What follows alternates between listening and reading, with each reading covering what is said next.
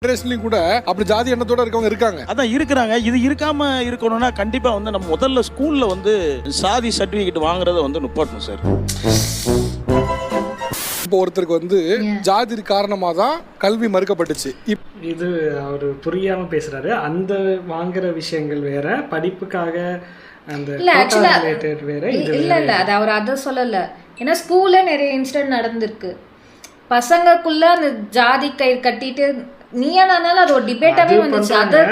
அவர் சொன்ன இது வாங்கக்கூடாதுன்னு சொல்றாங்கல்ல, அது வந்து படிப்புக்காக அவங்க பண்ற இது வந்து கொடுக்குறாங்களா, அது வந்து வேற இல்ல பாப்பா. அது வந்து இங்கே அது மாதிரி இருக்கு. கிராமத்து சைட்ல வந்து கொடுக்கல. சரி, நீ சர்டிஃபிகேட் தரலன்னா அந்த இதுன்னு அவங்க கண்டுபிடிக்க மாட்டாங்களா? அதெல்லாம் கண்டுபிடிக்கிற ஆமையாக இருப்பாங்க அவங்க. நான் எனக்கு அப்படிதான் நினைச்சிட்டு இருக்கேன்.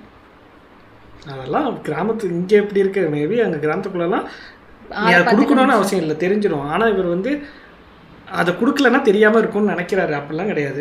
ஒரு எந்த தெருக்காரன் பையன் பின்னாடி போய் பார்த்தாலே தெரிஞ்சு அந்த மாதிரிலாம் பார்ப்பாங்கல்ல. ஸோ இது வந்து வேற ஒரு விஷயத்துக்காக, அது வந்து சோஷியல் ஜஸ்டிஸ்க்காக பண்ணுற விஷயம், இது ஈக்குவாலிட்டிக்காக.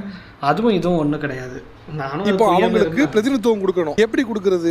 ஜாதி சர்டிஃபிகேட் வச்சு தானே கொடுக்க முடியும். ஸ்கூல்ல கேட்காதீங்க சார், வேற எங்கேயாவது கேளுங்களேன். 10th 12th தான் கேட்பாங்க, அது வரை கேட்க மாட்டாங்க. ஸ்காலர்ஷிப் கொடுக்கணும்ல, அதுக்காக கொடுப்பாங்க சார். அது எனக்கு உடன்பாடு இல்லை சார். உங்களுக்கு உடன்பாடு இருக்கு இல்லங்கிறது வேற, அது உங்க தனிப்பட்ட கருத்து. ஒரு ஜாதி சர்டிஃபிகேட் கேட்கறதுனால ஜாதி வாழுதுன்னு சொல்ல ஏத்துக்க முடியாது. இந்த ஜாதி சர்டிஃபிகேட் இல்லைன்னா ஜாதி எக்ஸாக்ட்லி. நான் இதெல்லாம் வந்து நம்ம எந்த அளவுக்கு இருந்திருக்குன்னு நானும் இதே தான் சொன்னேன்.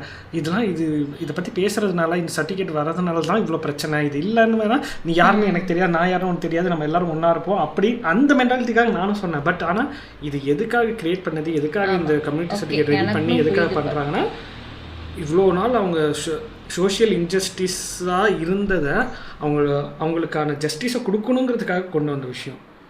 அதை அக்செப்ட் பண்ணுறதுக்கு எனக்கு ரொம்ப டைம் எடுத்துச்சு. அது எனக்கு அண்டர்ஸ்டாண்ட் பண்ணிக்கிறதுக்கு எனக்கு ரொம்ப நாள் ஆச்சு.